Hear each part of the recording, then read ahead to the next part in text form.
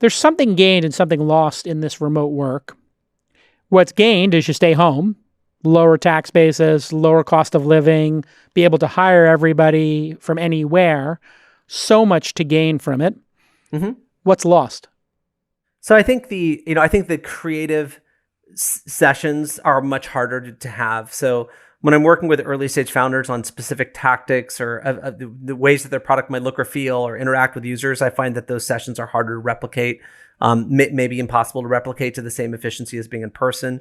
I think the serendipity of feeling connected to your team, you just lose. I don't think, 4 p.m., 5 p.m. Zoom meetings, they do something, but they don't solve that missing of that human element. I think it's harder to have a separation between your work life and your family life. I realized that drive to the office for me and that drive back from the office for me was actually important time to separate my work from my, Yes. like I lost that moment, which is interesting.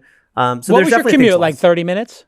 It was 30 minutes on a good day. It could be 45 on another day. But I mean, it's when I called my mom and my dad and casual checkup, and it was a wind down from the intensity of the day. So when I walked into the house, I was really ready to receive my family and be more present to that moment. That's the thing I'm kind of missing, is that 20, 30-minute commute really got me geared up for the day, put me in that mindset. I would do a phone call, listen to a podcast, and really get in that mind. And then it would also, it would be my slow way to come down off of a busy day. And I do find now it's like with my daughters coming into the office while I'm doing a podcast or while I'm on a Zoom, and everybody's fine with it now. It's just like Alexis was on the podcast. His daughter was, jumping on his lap during the podcast. And I was like, fantastic. Like, it's kind of like, it's making it, it's kind of getting rid of a little of the pretense. I was looking at my suits and my blazers today, and I was like, what do I do with these? Yeah, I agree.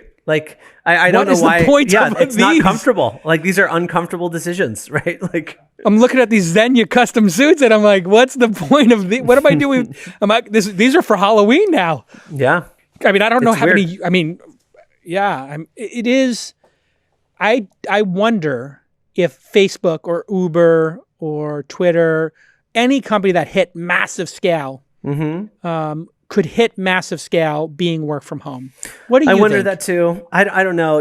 Because there's one thing to talk about money and investing. There's nothing to talk about power, like creating entities of power that have influence over the American public or influence over individuals. And a lot of that power is created and magnified in person through those in-person interactions. I don't know, but I suspect we will see one. I mean, certainly there'll be at least one great giant company to come out of this pandemic. There might be multiple. One of them will be a big voice. One of them will be a big platform. I don't know which one it is. Yes, that's what I'm trying to figure out is if remote, my thesis is I don't think a company can hit the mega scale of Amazon, Microsoft, Google, Facebook, Uber by being remote. I think there's going to be a cap to what can be accomplished, and I'll put that cap at, 5-10 billion, something modest, by our industry standards, not modest by success by any means. I mean, right. That's right. You and I never built a $5 billion company. Sure. So, exactly. Somebody builds a $1 billion. I mean, I think the only $1 billion company that's ever been built remote is WordPress. Probably true. And the cynical take on that would be, well, maybe it'd be a $10 billion company if they were in person. Maybe. I don't know that that's the case, but you also have to build you have to live the lifestyle and build what you want to build. So I think this has also given people, something to think about in that regard. So maybe you don't have this transition time we talked about, but maybe it's kind of cool that if, your kid is struggling with a math problem, you can stop the day. I had to stop the day the other day. Yeah. And I just said, cancel the next 2 meetings. Yeah. I have to take my daughter out. She was struggling with something, and I wanted to work with her for school. And I literally just canceled the next 2 meetings. And my wife looked at me and she was like, what? And I said, I just said, I'm the CEO. Fuck it. I just texted my assistant, cancel the next 2 meetings. I'm taking care of this. It's more important. Because I saw it, I wasn't when I was at my office, I couldn't come home. I'm not coming home. I mean, if somebody gets taken to the emergency room, I'm leaving work. But if somebody's having a problem with math or something and they're struggling and it's frustrating, I'm not coming home from the office. I'll deal with that when I get home at 6. Well, you also wonder, like, what if you took, I don't know the ages of your kids, but, when they're ready. 4. Yeah. 10 and 4, right? And 10-year-old's almost there. But imagine your kid's 12 and you said, like, look, 2 hours a day, you're going to shadow me. Yes. I would bet they would learn more 2 hours a day shadowing you at age 12 and beyond than they will through their classes, right? You are going to 100%. prepare them better for their future careers, select their future careers, bring them into the work world in a more effective way. And I kind of wonder that, like, there used to be the old thesis of apprenticeship and mentorship and the family business. Back. And suddenly I wonder, like, is that even a possibility? But I love that.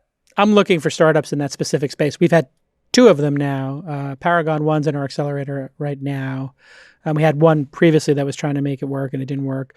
But I think apprenticeship, and I think paid apprenticeship, because internships can't be free anymore because you're abusing people or whatever that nonsense was. Right.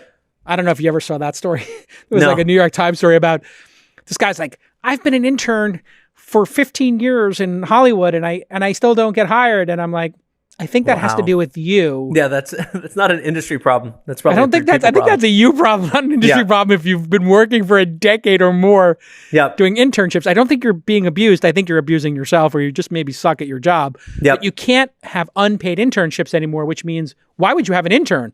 An intern is just a drag on productivity. That's right. Yep, that's right. The whole deal was you're doing this for free, and therefore we'll deal with the drag you are on productivity. Yep. But I love the idea of, what would somebody pay to have a slot next to a venture capitalist for their 16 to 20-year-old per year? What is that worth compared to $50,000 a year in college? I agree. It's got to be worth more to work at a venture firm. Now, that does create the issue we're talking about of class. Yep. That's problematic. Well, I mean, you don't have to charge for it. I mean, the reality is that, like, yes, it's similar to internships, and maybe to avoid taxation, you need some sort, or to avoid the labor laws, you need some other structure around it. But certainly I think that from my kids' perspective, the time I'm spending them now evaluating the public markets, making investments, reviewing pitch decks, which is something that we can serendipitously do because I'm here and they're here and we can look at things together.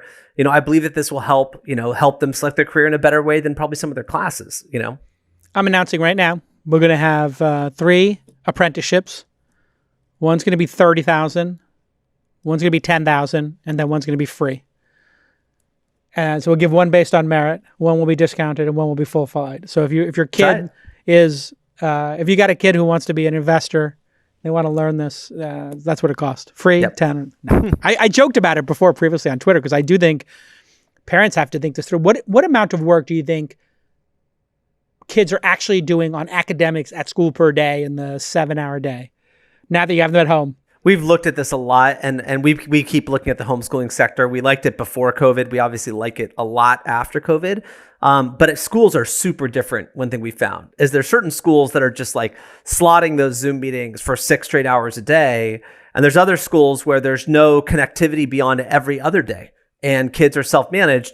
And the other thing that I assume that you hear, and maybe you've seen in your own life, is that parents with kids that are, 11-year-old, 10-year-old plus, those kids can often self-manage. Like my 11-year-old and my 15-year-old, they just run their days, right? Like, I'm happy to be here and help, but when I talk to my my partners and my staff, and if they have young kids, they have a very different work at home experience, right? Yeah, very difficult, right? Daddy, come swim. Mom, that's right. And summer's going to be brutal, right? So I talked to somebody today who has 2 young kids, and they're like, all of our summer camps are canceled. All of our activities are canceled. I don't want my kid on the computer 7 hours a day. Like, what do I do? Because I do need to work. I'm the primary breadwinner, right? And so I think everyone's having a very different experience through this quarantine.